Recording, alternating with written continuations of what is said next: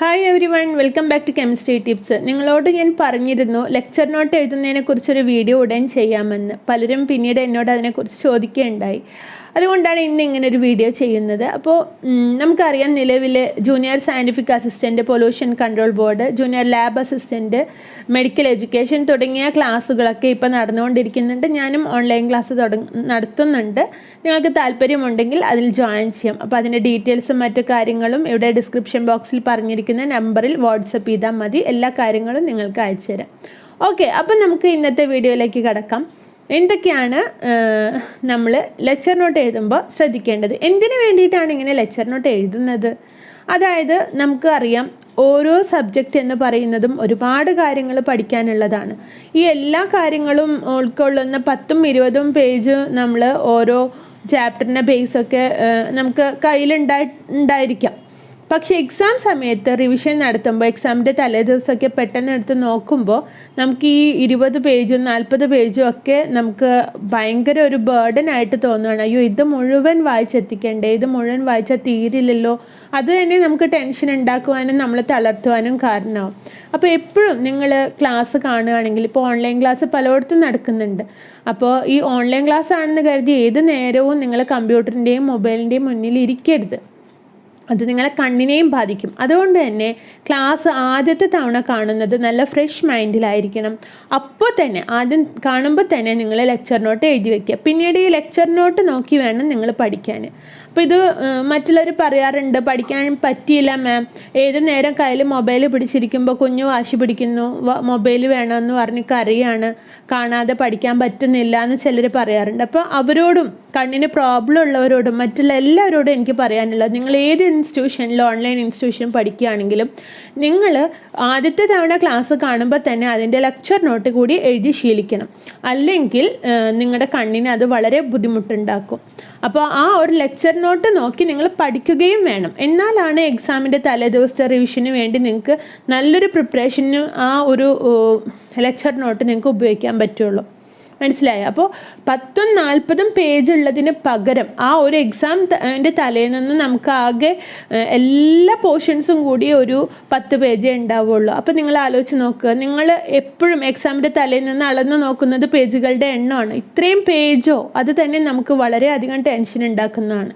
അപ്പോൾ ഒരു 10 പേജ് നിങ്ങൾക്ക് എക്സാമിൻ്റെ തലേന്ന് മൊത്തത്തിൽ നോക്കാനുള്ളെങ്കിൽ വളരെ സന്തോഷമുള്ള കാര്യമല്ലേ? അപ്പോൾ അങ്ങനെ ആ രീതിയിൽ എങ്ങനെ നമുക്ക് നോട്ട് ഷോർട്ടായിട്ട് തയ്യാറാക്കാം. ഓർക്കുക, ആദ്യത്തെ തവണ ക്ലാസ് ഫ്രഷ് മൈൻഡിൽ തന്നെ കാണുക. എന്നിട്ട് ആ ഒരു സമയത്ത് തന്നെ നിങ്ങൾ ലെക്ചർ നോട്ട് കൂടി പ്രിപ്പയർ ചെയ്യാൻ ശ്രമിക്കുക. അപ്പോൾ നിങ്ങൾക്കതിന് വേണ്ടി ഞാൻ ഇവിടെ ഒരു ക്ലാസ്, നമ്മുടെ കെമിസ്ട്രി ടിപ്സിൻ്റെ തന്നെ നല്ലൊരു ടീച്ചർ എടുക്കുന്ന ഒരു ക്ലാസ് ഞാൻ നിങ്ങൾക്കൊരു 10 മിനിറ്റ് പ്ലേ ചെയ്ത് തരാം. എന്നിട്ട് അതിനെ ബേസ് ചെയ്ത് എങ്ങനെയാണ് ലെക്ചർ നോട്ട് തയ്യാറാക്കിയിരിക്കുന്നതെന്ന് നോക്കാം.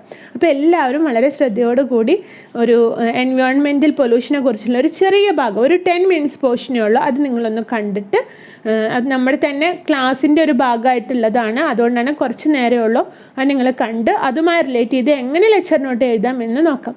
Okay, hello everyone, welcome to chemistry tips. ഇന്ന് നമ്മൾ ഡിസ്കസ് ചെയ്യാൻ പോകുന്നത് എൻവയോൺമെൻറ്റൽ പൊല്യൂഷൻ എന്ന ടോപ്പിക്കാണ്. വളരെ ഇമ്പോർട്ടൻ്റ് ആയിട്ടുള്ളതും ഇന്ന് ഏറ്റവും റെലവൻ്റ് ആയിട്ടുള്ളതുമായ ഒരു ടോപ്പിക്കാണ് എൻവയോൺമെൻറ്റൽ പൊല്യൂഷൻ. ഇന്ന് നമ്മൾ എടുക്കാൻ പോകുന്നത് എൻവയോൺമെൻറ്റൽ പൊല്യൂഷൻ്റെ ഒരു ഇൻട്രൊഡക്ഷൻ വീഡിയോ ആണ്. അപ്പോൾ നമുക്ക് ആദ്യം എന്താണ് എൻവയോൺമെൻറ്റ് എന്ന് നോക്കാം. Environment is everything around. നമ്മുടെ ചുറ്റുമുള്ള എല്ലാം തന്നെ എൻവയോൺമെൻറ്റ് ആണ്, പരിസ്ഥിതിയാണ്. As the famous physicist Albert Einstein put it, the environment is everything that is not me. എന്താണ് അദ്ദേഹം പറയുന്നത്?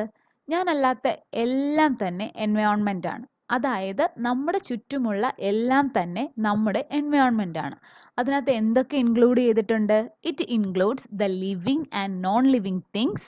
നോൺ ലിവിങ് തിങ്സ് എന്ന് പറയുമ്പോൾ നമ്മുടെ air, water, energy, with which we interact in A complex web of relationship that connect us to one another and to the world we live in. അതായത് നമ്മുടെ ചുറ്റുമുള്ള ജീവനുള്ളതും ജീവനില്ലാത്തതുമായ എല്ലാ സാധനങ്ങളും, എല്ലാ തിങ്സും നമുക്ക് നമ്മുടെ എൻവയോൺമെൻ്റ് ആയിട്ട് കൺസിഡർ ചെയ്യാം. ഇനി EPAയുടെ ഒരു ഡെഫിനിഷൻ നോക്കാം. എന്താണ് EPA? Environmental protection act. Environmental protection ആക്ടിൻ്റെ സെക്ഷൻ 2A എൻവയോൺമെൻറ്റിനെ കുറിച്ച് ഒരു ഡെഫിനേഷൻ പറയുന്നുണ്ട്.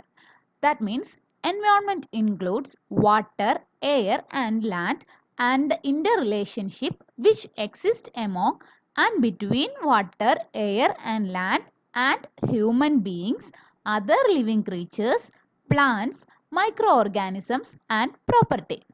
ഇതിൽ പറയുന്നത് എൻവയോൺമെൻറ്റിലുള്ള എല്ലാ വസ്തുക്കളും തമ്മിൽ ഒരു ഇൻ്റർ റിലേഷൻഷിപ്പ് ഉണ്ടെന്നാണ്.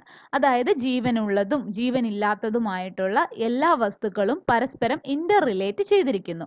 എക്സാംസിനൊക്കെ ഈ ഡെഫിനിഷൻ ഏത് സെക്ഷനിൽ നിന്നാണെന്ന് ചോദിച്ചു കണ്ടിട്ടുണ്ട്. അതുകൊണ്ടാണ് ഞാൻ ഇതിവിടെ പറയുന്നത്.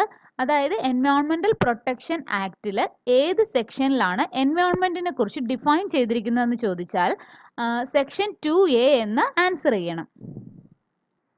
അപ്പോൾ എന്താണ് എൻവയോൺമെൻറ്റ് എന്ന് മനസ്സിലായല്ലോ. ഇനി നമുക്ക് പൊല്യൂഷൻ എന്താണെന്ന് നോക്കാം. ചെയ്യരുതെന്ന് നമുക്ക് അറിയാമെങ്കിലും നമ്മൾ ഇപ്പോഴും ചെയ്തുകൊണ്ടിരിക്കുന്ന ഒരു പ്രവൃത്തിയാണ് പൊല്യൂഷൻ, അല്ലേ? The term pollution can refer to both artificial and natural material that are created, consumed and discarded in an unsustainable manner. The influence of any substances causing nuisance, harmful effect and uneasiness to the organisms. അതായത് നമുക്ക് ബുദ്ധിമുട്ടുണ്ടാക്കുന്ന, നമുക്ക് ദോഷകരമായി ബാധിക്കുന്ന എന്തിനേയും, അത് natural ആവാം, artificial ആവാം, എന്താണെങ്കിലും നമുക്ക് ദോഷകരമായി ബാധിക്കുന്ന എന്തിനേയും നമുക്ക് പൊല്യൂഷൻ എന്ന് പറയാം. അത് നമ്മൾ ക്രിയേറ്റ് ചെയ്യുന്നതാവാം, കൺസ്യൂം ചെയ്യുന്നതാവാം, അല്ലെങ്കിൽ ഡിസ്കാർഡ് ചെയ്യുന്നതാവാം. അപ്പോൾ പൊല്യൂട്ടൻ്റ് എന്തായിരിക്കും? പൊല്യൂട്ടൻ്റ് എന്ന് പറഞ്ഞാൽ ഇതിന് കാരണമായിട്ടുള്ള സബ്സ്റ്റൻസസ്, അത് എനർജി ആവാം, പൊല്യൂട്ടൻസ്, അതായത് ഏതൊരു വസ്തുവും പൊല്യൂഷന് കാരണമാകുന്ന എല്ലാ വസ്തുക്കളെയും എനർജിയെയും എല്ലാം നമ്മൾ എന്താണ് പറയുന്നത്? പൊല്യൂട്ടൻ്റ് എന്ന് പറയപ്പെടുന്നു. അപ്പോൾ ഈ പൊല്യൂട്ടൻ്റ് നമ്മുടെ എൻവയോൺമെൻറ്റിനെ ഹാംഫുൾ ആയിട്ട് ബാധിച്ചാലോ? അതിനെ നമ്മൾ എൻവയോൺമെൻറ്റൽ പൊല്യൂഷൻ എന്ന് പറയും. That means the addition of any substances, അത് സോളിഡ് ആവാം, ലിക്വിഡ് ആവാം, ഗ്യാസ് ആവാം, അല്ലെങ്കിൽ എനി ഫോം ഓഫ് എനർജി ആവാം. ദാറ്റ് മീൻസ് ഹീറ്റ് ആവാം, സൗണ്ട് ആവാം, റേഡിയോ ആക്ടിവിറ്റി ആവാം. ഇതെല്ലാം നമ്മുടെ എൻവയോൺമെൻറ്റിനെ ബാധിക്കുകയാണെങ്കിൽ അതിന് നമ്മൾ എൻവയോൺമെൻറ്റൽ പൊല്യൂഷൻ എന്ന് പറയും. അനാവശ്യമായി പരിസ്ഥിതിയെ ബാധിക്കുന്ന എല്ലാത്തിനെയും നമുക്ക് എൻവയോൺമെൻറ്റൽ പൊല്യൂഷനിൽ ഉൾപ്പെടുത്താം. ഇത് നമ്മുടെ ജീവന് തന്നെ വളരെ ഭീഷണിയായിട്ടുള്ള ഒന്നാണ്. ഇനി നമുക്ക് ഡിഫറെൻറ്റ് ടൈപ്സിലുള്ള എൻവയോൺമെൻറ്റൽ പൊല്യൂഷൻ ഏതൊക്കെയാണെന്ന് നോക്കാം. നമ്മൾ കൊച്ചു ക്ലാസ് മുതൽ പൊല്യൂഷനെ കുറിച്ച് കേൾക്കാറുണ്ട്, അല്ലേ? പഠിച്ചിട്ടുമുണ്ട്. അതിൽ നമ്മൾ പ്രധാനമായിട്ട് പഠിച്ചിട്ടുള്ള പൊല്യൂഷൻസ് ഏതൊക്കെയാണ്? Air pollution, water pollution, soil pollution and noise pollution. ഇനി ഇതുപോലെ തന്നെ ഇമ്പോർട്ടൻ്റ് ആയ മറ്റു കുറച്ച് പൊല്യൂഷൻസും കൂടെ ഉണ്ട്. അത് ഈ പൊല്യൂഷനുമായിട്ട് റിലേറ്റഡും കൂടെയാണ്. അങ്ങനെയുള്ള കുറച്ച് പൊല്യൂഷനാണ് റേഡിയോ ആക്റ്റീവ് പൊല്യൂഷൻ, തെർമൽ അല്ലെങ്കിൽ heat pollution, marine pollution, heavy metal pollution, plastic pollution and E waste pollution. ഇനി നമ്മൾ ഇതിനെ പറ്റിയാണ് ജസ്റ്റ് ഒരു ഇൻട്രൊഡക്ഷൻ തരാൻ പോകുന്നത്. ആദ്യം നമുക്ക് എയർ പൊല്യൂഷൻ എന്താണെന്ന് നോക്കാം. ഈ പിക്ചർ കാണുമ്പോൾ തന്നെ നമുക്ക് ഏകദേശം മനസ്സിലാകും, അല്ലേ, എയർ പൊല്യൂഷൻ എത്രമാത്രം ഡേഞ്ചറസ് ആയ ഒന്നാണെന്ന്. എയർ പൊല്യൂഷൻ്റെ ഒരു പ്രധാന കാരണം തന്നെ റാപ്പിഡ് ആയിട്ടുള്ള അർബണൈസേഷൻ ആണ്. എയർ പൊല്യൂഷൻ്റെ ഒരു ഡെഫിനിഷൻ നോക്കാം. Air pollution is A mix of particles and gases that can reach harmful concentrations both outside and indoors. അപ്പോൾ ഔട്ട്സൈഡിൽ മാത്രമല്ല നമ്മുടെ ഇൻഡോറിലും എയർ പൊല്യൂഷൻ നടക്കുന്നുണ്ട്. അതിന് മേജർ ആയിട്ടുള്ള എയർ പൊല്യൂട്ടൻ്റ് ഏതൊക്കെയാണെന്ന് നമുക്ക് നോക്കാം. ഇപ്പോൾ ഔട്ട്ഡോറിലാണെങ്കിൽ ഗ്രൗണ്ട് ലെവൽ ഓസോൺ, അതൊരു ഇമ്പോർട്ടൻ്റ് ആയിട്ടുള്ള ഒരു എയർ പൊല്യൂട്ടൻ്റ് ആണ്. അതുപോലെ തന്നെ particular matters, then carbon monoxide. Carbon monoxide നമുക്കറിയാം, അല്ലേ, വെഹിക്കിളിൽ നിന്നൊക്കെ പുറന്തള്ളുന്ന പുകയിലൊക്കെ ധാരാളം കാർബൺ മോണോക്സൈഡ് കാണപ്പെടുന്നുണ്ട്. പിന്നെയാണ് സൾഫർ ഡയോക്സൈഡ്. ഇതൊരു ഡേഞ്ചർ ആയിട്ടുള്ള ഒരു എയർ പൊല്യൂട്ടൻ്റ് ആണ് സൾഫർ ഡയോക്സൈഡ്. നമ്മുടെ ഫോസിൽ ഫ്യൂവൽസ് ഒക്കെ കത്തിക്കുമ്പോൾ ധാരാളം സൾഫർ ഡയോക്സൈഡ് പുറത്തു പോകുന്നുണ്ട്. ദാറ്റ് മീൻസ് ഈ കോള്, ഗ്യാസ്, ഓയിലൊക്കെ കത്തിക്കുമ്പോൾ. പിന്നെ നൈട്രജൻ ഡയോക്സൈഡ്, അതുപോലെ തന്നെ ഇമ്പോർട്ടൻ്റ് ആയിട്ടുള്ള ഒരു പൊല്യൂട്ടൻ്റ് ആണ് നൈട്രജൻ ഡയോക്സൈഡ്. പിന്നെ നമ്മുടെ ഫോസിൽ ഫ്യൂവൽസ്, ഈ ഫോസിൽ ഫ്യൂവൽസ് കത്തിക്കുമ്പോൾ ധാരാളം എയർ പൊല്യൂട്ടൻ്റ് പുറത്ത് വരാറുണ്ട്. ഇതുപോലെ തന്നെ ഇമ്പോർട്ടൻ്റ് ആയിട്ടുള്ള ഒന്നാണ് ഇൻഡോർ എയർ പൊല്യൂട്ടൻസും. ഇൻഡോർ എയർ പൊല്യൂഷനും വളരെ ഇമ്പോർട്ടൻ്റ് ആയിട്ടുള്ള ഒന്നാണ്. നമുക്കറിയാം നമ്മുടെ ഒരു പ്രധാനപ്പെട്ട ഇൻഡോർ എയർ പൊല്യൂട്ടൻ്റ് ആണ് റഡോൺ. റഡോൺ എന്ന് പറയുന്നത് ബിൽഡിംഗ് മെറ്റീരിയൽസിലൊക്കെ കാണപ്പെടുന്ന ഒന്നാണ്. പിന്നെ സിഗരറ്റ് സ്മോക്കിങ്ങിനെ കുറിച്ച് പറയണ്ടല്ലോ, എല്ലാവർക്കും അറിയാം. സിഗരറ്റ് സ്മോക്ക് ചെയ്യുന്നവർക്കും അതിന് ചുറ്റുമുള്ളവർക്കും അത് വളരെ ഡേഞ്ചർ ആയിട്ടുള്ള ഒന്നാണ്. പിന്നെ ഉള്ളത് വോളറ്റൈൽ ഓർഗാനിക് കോമ്പൗണ്ട്സ്, അതിനെ VOCs എന്നാണ് പറയുന്നത്. VOCs കൂടുതലും പെയിൻറ്റിലും വാർണിഷിലും ഗ്ലൂവിലും നമ്മുടെ ക്ലെൻസ് ചെയ്യാൻ ഉപയോഗിക്കുന്ന മെറ്റീരിയൽസിലൊക്കെ കാണപ്പെടുന്ന ഒന്നാണ്. പിന്നെ formaldehyde, asbestos and other substances, ഇതെല്ലാം ഇൻഡോർ എയർ പൊല്യൂട്ടൻ്റ് ആണ്. ഇതുവഴി നമുക്ക് ലോങ് ടേം ആയിട്ടുള്ളതും ഷോർട്ട് ടേം ആയിട്ടുള്ള ഒരുപാട് പ്രോബ്ലംസ് ഉണ്ടാവാറുണ്ട്. അതാണ് ലോങ് ടേം ആയിട്ടുള്ള എക്സ്പോഷർ. എന്താണ്? ക്യാൻസർ, ഹാർട്ട് ഡിസീസ്, സ്ട്രോക്ക് ഉണ്ടാവാം, റെസ്പിറേറ്ററി ഡിസീസസ് ഉണ്ടാവാം, ലൈക്ക് ആസ്മ പോലെയൊക്കെ ഉള്ള.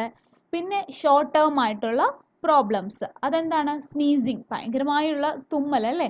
ഈ പൊടി, നമുക്കറിയാം അന്തരീക്ഷത്തിൽ ഒരു ചെറിയ പൊടി ഉണ്ടെങ്കിൽ അലർജി ഒക്കെ ഉള്ളവർക്ക് നല്ല ബുദ്ധിമുട്ടുള്ള ഒന്നാണ് സ്നീസിങ്. പിന്നെ കഫിങ്, പിന്നെ ഐ ഇറിറ്റേഷൻസ് അറിയാം. അനാവശ്യമായിട്ടുള്ള എന്തെങ്കിലും ഗ്യാസോ അതുപോലെ പർട്ടിക്കുലർ മാറ്റേഴ്സ്, പൊടിപടലങ്ങളോ ഒക്കെ കണ്ണിനെ വളരെ ഇറിറ്റേറ്റഡ് ആയിട്ടുള്ള ഒന്നാണ്. പിന്നെ തലവേദന ഉണ്ടാവാം. ഇനി എയർ പൊല്യൂഷൻ എന്തിനൊക്കെ കാരണമാകുമെന്ന് നോക്കാം. ഈ global warming, green house effect, acid rain എന്നൊക്കെ കേട്ടിട്ടുണ്ടല്ലോ. ഇതൊരു ഗ്ലോബൽ എൻവയോൺമെൻറ്റൽ ത്രെഡ്സ് ആണ്. എയർ പൊല്യൂഷൻ മൂലമുണ്ടാകുന്ന ഗ്ലോബൽ എൻവയോൺമെൻറ്റൽ ത്രെഡ്സ് ആണ് ഇവയൊക്കെ. എന്താണ് ഗ്ലോബൽ വാർമിംഗ്? ഗ്രീൻ ഹൗസ് ഗ്യാസസിൻ്റെ അമിതമായ എമിഷൻ മൂലം. ഏതൊക്കെയാണ് green house gases? Water vapour, carbon dioxide, methane, nitrous oxide, ozone and chlorofluoro carbons, ഇവയൊക്കെ ഗ്രീൻ ഹൗസ് ഗ്യാസസ് ആണ്. ഫോസിൽ ഫ്യൂവൽസ്, വാഹനങ്ങളിൽ നിന്നുള്ള പുക, ഇതെല്ലാം ധാരാളമായി ഈ ഗ്രീൻ ഹൗസ് ഗ്യാസസിനെ എമിറ്റ് ചെയ്യും. ഇത് അന്തരീക്ഷത്തിൽ ചെല്ലുമ്പോൾ ഈ അന്തരീക്ഷത്തിൽ ഇവർ നമ്മുടെ ഇൻഫ്രാറെഡ് റേസിനെ അല്ലെങ്കിൽ ഹീറ്റിനെ ട്രാപ്പ് ചെയ്യും. എർത്ത് അറ്റ്മോസ്ഫിയറിലെ ടെമ്പറേച്ചറിനെ ഇൻക്രീസ് ചെയ്യുന്നു, ആവറേജ് ടെമ്പറേച്ചറിനെ ഇൻക്രീസ് ചെയ്യുന്നു. ഇതിനെയാണ് നമ്മൾ ഗ്ലോബൽ വാർമിംഗ് എന്ന് പറയുന്നത്. ഈ ട്രാപ്പ് ചെയ്യുന്ന ആ ഒരു പ്രവൃത്തിനെയാണ് ഗ്രീൻ ഹൗസ് എഫക്റ്റ് എന്ന് പറയുന്നത്. ഇതിന് കാരണമാകുന്ന ഗ്യാസസിനെ ഗ്രീൻ ഹൗസ് ഗ്യാസസ് എന്ന് പറയുന്നു. ഈ ഗ്ലോബൽ വാർമിംഗ് കാരണം ക്ലൈമറ്റ് ചേഞ്ച് ഉണ്ടാകുന്നു. ഇനി മറ്റൊരു പ്രധാന ത്രെട്ടാണ് ആസിഡ് റെയിൻ. ഈ ആസിഡ് റെയിനും ഇതുപോലെ എയർ പൊല്യൂഷൻ്റെ ഒരു ത്രെട്ടാണ്. എങ്ങനെയാണ് ആസിഡ് റെയിൻ ഉണ്ടാവുന്നത്? നമുക്കറിയാം പവർ സ്റ്റേഷനിൽ നിന്നും ഇൻഡസ്ട്രിയിൽ നിന്നും വെഹിക്കിളിൽ നിന്നൊക്കെ ധാരാളം നൈട്രസ് ഓക്സൈഡും നൈട്രജൻ ഓക്സൈഡ്സും സൾഫർ ഡയോക്സൈഡ്സും ഒക്കെ അന്തരീക്ഷത്തിലേക്ക് പോകുന്നുണ്ട്. ഇത് അവിടുത്തെ വാട്ടർ വേപ്പറുമായിട്ട് മിക്സായി എന്തുണ്ടാവുന്നു? Sulphuric acid and nitric acid ഉണ്ടാവുന്നു. ഇത് നമ്മുടെ മഴയിലൂടെ തിരിച്ച് ഭൂമിയിലെത്തുന്നു. ഇങ്ങനെയാണ് ആസിഡ് റെയിൻ ഉണ്ടാവുന്നത്. ഇതൊക്കെയാണ് എയർ പൊല്യൂഷൻ്റെ മെയിൻ പോയിന്റ്സ്. ഏതാണ് ഗ്രീൻ ഹൗസ് ഗ്യാസസ് ഏതൊക്കെയാണെന്ന് മറക്കാതെ പഠിച്ചിരിക്കണം. അത് എക്സാംസിനൊക്കെ വന്നിട്ടുണ്ട് അങ്ങനത്തെ ക്വസ്റ്റ്യൻസ്. ഇത് എയർ പൊല്യൂഷൻ്റെ ഒരു ഇൻട്രൊഡക്ഷൻ ആണ്. ഡീറ്റെയിൽഡ് വീഡിയോ വേറെയുണ്ട്. എന്താണ് എയർ പൊല്യൂഷൻ എന്ന റഫ് ഫിഗർ എല്ലാവർക്കും മനസ്സിലായി കാണുമല്ലോ. Okay, next water pollution. ഇനി എങ്ങനെയാണ് ഒരു ലെക്ചർ നോട്ട് തയ്യാറാക്കിയിരിക്കുന്നത് എന്ന് നോക്കാം. ഓരോ പോയിന്റ്സും എന്തൊക്കെയാണ് അവിടെ വ്യക്തമായിരിക്കുന്നത് എന്ന് ഈ ഒരു നോട്ട് കാണുമ്പോൾ നിങ്ങൾക്ക് മനസ്സിലാവും. നമുക്കൊന്ന് നോക്കാം. ഒരു പേജ് ഫുള്ളായി പരത്തി എഴുതരുത്, കോളം വൈസ് ആയിട്ടാണ് നമ്മൾ എഴുതേണ്ടത്. ഒരു A4 പേജിലാണെങ്കിൽ 3 കോളമായിട്ടൊക്കെ നമുക്ക് മിനിമം നോട്ട് ചെയ്യാനായിട്ട് പറ്റും. അപ്പോൾ ഒരു എൻവയോൺമെൻറ്റൽ പൊല്യൂഷനാണ് ഇത്, അതുകൊണ്ട് മെയിൻ ഹെഡിങ് അത് കൊടുക്കുക, ഡേറ്റ് മാർക്ക് ചെയ്യുക. ദെൻ നമ്മുടെ ഫസ്റ്റ് മാറ്റർ എൻവയോൺമെൻ്റ് ആണ്. അതിനൊരു ഡെഫിനിഷൻ നൽകിയിരിക്കുന്നത് ആൽബർട്ട് ഐൻസ്റ്റീൻ ആണ്. അദ്ദേഹം പറഞ്ഞിരിക്കുന്നത് എൻവയോൺമെൻറ്റ് എന്ന് പറയുമ്പോൾ living and non living things രണ്ടും കൂടി ചേർന്നതാണ്. പിന്നെ EPA എന്ന് പറയുന്നത് എൻവയോൺമെൻറ്റ് പ്രൊട്ടക്റ്റ് ആക്റ്റ് ആണ്. അത് സെക്ഷൻ 2A പ്രകാരം ഒരു കാര്യം ഡിഫൈൻ ചെയ്യുന്നുണ്ട്. ഈ വാട്ടർ, എയർ, ലാൻഡ് ഇതൊക്കെ തമ്മിലുള്ള ഒരു ഇൻ്റർ റിലേഷൻഷിപ്പിനെ കുറിച്ചാണ് സെക്ഷൻ 2Aയിൽ പറയുന്നത്. അത് ഇമ്പോർട്ടൻ്റ് ആയതുകൊണ്ട് തന്നെ ഒന്ന് അണ്ടർലൈൻ ചെയ്യുന്നുണ്ട്. ഇനി പൊല്യൂഷൻ എന്ന് പറഞ്ഞാൽ ഏതെങ്കിലും ഒരു സബ്സ്റ്റൻസിൻ്റെ ഇൻഫ്ലുവൻസ് കൊണ്ടുണ്ടാകുന്ന ചേഞ്ച് ആണ് പൊല്യൂഷൻ. പൊല്യൂട്ടൻ എന്ന് പറയുന്നത് അതിനുള്ള ഒരു സബ്സ്റ്റൻസ് ആവാം അല്ലെങ്കിൽ ഒരു എനർജി ആവാം. ഇനി എന്താണ് എൻവയോൺമെൻറ്റൽ പൊല്യൂഷൻ എന്ന് പറയുന്നത്? അതായത് ഈ സബ്സ്റ്റൻസ് എൻവയോൺമെൻറ്റിലേക്ക് പോകുമ്പോൾ ഉണ്ടാവുന്ന change, that is environmental pollution. ഇനി ടൈപ്സ് ഓഫ് പൊല്യൂഷൻ ഏതൊക്കെയാണ്? ഇപ്പോൾ air, water, soil, noise, radio active, thermal or heat, marine pollution, heavy metal pollution, plastic, ഈ വേസ്റ്റ്, ഇതെല്ലാം ടൈപ്സ് ഓഫ് പൊല്യൂഷനിൽ മാർക്ക് ചെയ്യുക. അഡീഷണലായിട്ട് ഇതുമായി ഇനി എന്തെങ്കിലും എക്സ്ട്രാ പോയിന്റ്സ് കിട്ടിയാൽ ഇവിടെ തന്നെ നിങ്ങൾക്ക് വേറെ ഒരു കളർ യൂസ് ചെയ്ത് നോട്ട് ചെയ്യാവുന്നതാണ്. ഇനി ഇവിടെ പറയുന്നത് എയർ പൊല്യൂഷനെ കുറിച്ചാണ്. അപ്പോൾ എയർ പൊല്യൂഷൻ എന്താണ്, അതേപോലെ അതിൽ തന്നെ മേജർ എയർ പൊല്യൂട്ടൻസ്, അതായത് ഓസോണ്. അപ്പോൾ O3 എന്ന് കണ്ടാൽ നമുക്ക് മനസ്സിലാവണം ഓസോൺ എന്ന്, അതുകൊണ്ടാണ് ഷോർട്ട് കട്ടായിട്ട് എഴുതുന്നത്. അതുപോലെ തന്നെ carbon monoxide, sulphur dioxide, nitrogen dioxide, fossil fuels ഒക്കെ മേജർ എയർ പൊല്യൂട്ടൻസിൽ വരും. ഇൻഡോർ എയർ പൊല്യൂട്ടനിലാണ് radon, cigarette, volatile organic compounds, formaldehyde, HCHO, formaldehyde ആണെന്ന് അറിഞ്ഞില്ലെങ്കിൽ നിങ്ങൾ ഫുള്ളായി തന്നെ നോട്ട് ചെയ്യുക. ആസ്ബറ്റോസ്, മറ്റുള്ള സബ്സ്റ്റൻസ് ഒക്കെ അതിൽ വരുന്നുണ്ട്. പിന്നെ ലോങ് ടൈം എക്സ്പോഷർ, അതിൽ വരുന്ന ഡിസീസസ് ആണ് cancer, heart disease, stroke, respiratory disease, അതായത് ആസ്മയാണ് പറയുന്നത്. ഷോർട്ട് ടേം പ്രോബ്ലംസിൽ വരുന്നത് സ്നീസിങ്ങും കഫിങ്ങും eye irritation, headache, dizziness ഒക്കെയാണ്. അപ്പോൾ അതെല്ലാം വളരെ സിമ്പിളാണ്, നമ്മളവിടെ കാണിച്ചിട്ടുണ്ട്. അപ്പോൾ ഇതിലൊന്നും തന്നെ വിട്ടു പോകാനില്ല, ഇതിൽ ഓരോ പോയിൻറ്റും ഇമ്പോർട്ടൻ്റ് ആണ്. തുടർന്ന് ഗ്ലോബൽ വാർമിങ്ങിനെ കുറിച്ചും ആസിഡ് റെയിനിനെ കുറിച്ചുമൊക്കെ സിമ്പിൾ പോയിൻറ്റ്സ് ആയിട്ട് അതിൻ്റെ ഇഫക്റ്റും ഡെഫിനിഷൻ ഉൾപ്പെടെയുള്ള കാര്യങ്ങൾ ഈ ചെറിയ കോളത്തിൽ നമ്മൾ ഉൾപ്പെടുത്തിയിട്ടുണ്ട്. ഇനി ഒരു കോളം കൂടി നമുക്ക് ഈ A4 ഷീറ്റിൽ തന്നെ ഉൾപ്പെടുത്താം. ഈ രീതിയിലായിരിക്കണം ലെക്ചർ നോട്ട് പ്രിപ്പയർ ചെയ്യേണ്ടത്. ഇതിലെ ഒരു പോയിൻറ്റും മാറ്റി വയ്ക്കാനുള്ളതല്ല, എല്ലാം റെലവൻ്റ് ആയിരിക്കണം. ഇതൊരു A4 ഷീറ്റാണ്, ഇതിൽ ഇനി ഒരു കോളം കൂടി എഴുതാൻ പറ്റും. അപ്പോൾ നിങ്ങൾ ശ്രദ്ധിക്കുക, കളർ പെൻ നിങ്ങളുടെ കയ്യിൽ ഉണ്ടാവണം. എക്സ്ട്രാ കിട്ടുന്ന പോയിൻറ്റ്സ് എല്ലാം ഇതിൻ്റെ ഇടയിൽ എഴുതുന്നതിന് കുറച്ച് ഗ്യാപ്പ് ഇട്ടിട്ട് വേണം എഴുതാൻ. ഒരു A4 ഷീറ്റിൽ തന്നെ ഒരു ചാപ്റ്ററിനെ ഫുള്ളായി നമുക്ക് ഉൾക്കൊള്ളിക്കാൻ പറ്റും, രണ്ട് പുറവും കൂടിയിട്ട്. ആ രീതിയിലായിരിക്കണം നമ്മൾ ലെക്ചർ നോട്ട് പ്രിപ്പയർ ചെയ്യേണ്ടത്. അപ്പോൾ ഒരു ചാപ്റ്ററിന് ഫുള്ളായി വരുന്നത് ഒരു പേജോ മാക്സിമം 2 പേജോ ആയിരിക്കും. അപ്പോൾ എനിക്ക് തോന്നുന്നു ഈ വീഡിയോ നിങ്ങൾക്ക് യൂസ്ഫുൾ ആയിരിക്കുമെന്ന്. കാരണം ഏറ്റവും കുഞ്ഞതാക്കി നിങ്ങൾക്ക് കഴിയുന്ന അത്രയും ചെറുതാക്കിയിട്ട് നിങ്ങൾക്ക് വായിക്കാവുന്ന വലിപ്പത്തിൽ വേണം നിങ്ങൾ ക്ലാസ്സുകൾ നോട്ട്സ് തയ്യാറാക്കാനായിട്ട്. പ്രത്യേകം ഓർക്കുക, നിങ്ങൾ ഏത് ഇൻസ്റ്റിറ്റ്യൂഷനിൽ പഠിക്കുകയാണെങ്കിലും ആദ്യത്തെ തവണ തന്നെ ക്ലാസ് കാണുമ്പോൾ ലെക്ചർ നോട്ട് എഴുതി വെക്കണം. നിങ്ങൾക്ക് അതിലെന്തെങ്കിലും റീഡ് ചെയ്യുന്ന നേരത്തെ ഇൻകംപ്ലീറ്റ് ആയി തോന്നിയെങ്കിൽ അപ്പോൾ തന്നെ ആ വീഡിയോ എടുത്ത് നോക്കാം, അതിലെന്താണ് കൂടുതലായി പറയുന്നത് എന്ന ഡൗട്ട് ക്ലിയർ ചെയ്യാം. അല്ലാതെ ഒരിക്കലും മൊബൈലിൻ്റെ കമ്പ്യൂട്ടറിൻ്റെ മുന്നിലിരുന്ന് തന്നെ പഠിച്ചുകൊണ്ടിരിക്കരുത്. ലെക്ചർ നോട്ട് നിർബന്ധമായും എഴുതിയെടുക്കുക. അത് വളരെ ഇഫക്റ്റീവായിട്ട് നിങ്ങൾക്ക് ഓർത്ത് വയ്ക്കാനും എക്സാം സമയത്ത് റിവൈസ് ചെയ്യാനും നിങ്ങളെ ഹെൽപ്പ് ചെയ്യും. ഓക്കെ, അപ്പോൾ ഓരോ ക്വസ്റ്റ്യനെയും നമ്മൾ ഓരോ പോയിന്റ് എന്ന് പറയുന്നത് ഓരോ ക്വസ്റ്റ്യൻ ആയിരിക്കും. അതിൽ നിന്ന് തന്നെ ഒരു ക്വസ്റ്റ്യൻ ജനറേറ്റ് ചെയ്യാനും ആൻസർ ചെയ്യാനും നിങ്ങൾക്ക് ഒരു കോൺഫിഡൻസ് ലഭിക്കും. ഓക്കെ, അപ്പോൾ നിങ്ങൾക്ക് ഈ വീഡിയോ യൂസ്ഫുൾ ആയെങ്കിൽ തീർച്ചയായും നിങ്ങളുടെ ഫ്രണ്ട്സിനെ ഷെയർ ചെയ്യുക. ഇതുവരെ ഈ ചാനൽ സബ്സ്ക്രൈബ് ചെയ്തിട്ടില്ലെങ്കിൽ എത്രയും പെട്ടെന്ന് തന്നെ സബ്സ്ക്രൈബ് ചെയ്യുക. താങ്ക്